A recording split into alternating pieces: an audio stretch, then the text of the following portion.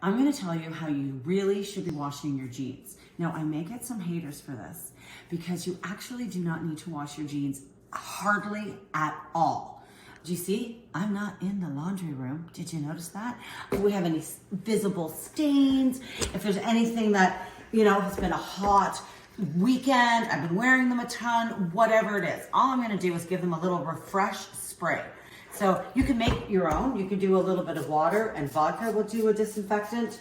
There's all kinds of different ones that you can buy that sort of help your clothes through in between washes. We're gonna fold up the jeans nice and tight. I'm just gonna roll them up. They smell amazing because I just did that spray. Yeah, I'm washing my jeans right now. Then we're gonna put them into a reusable bag. Just like this, right? And you ready for it, friends? You're gonna pop them in the freezer. Oh yeah. I know, sounds crazy. But all I'm gonna say is, if you wanna go the freezer way, you put them in the freezer, you leave it there for a week. People say it kills all the bacteria. Other people say it doesn't kill the bacteria.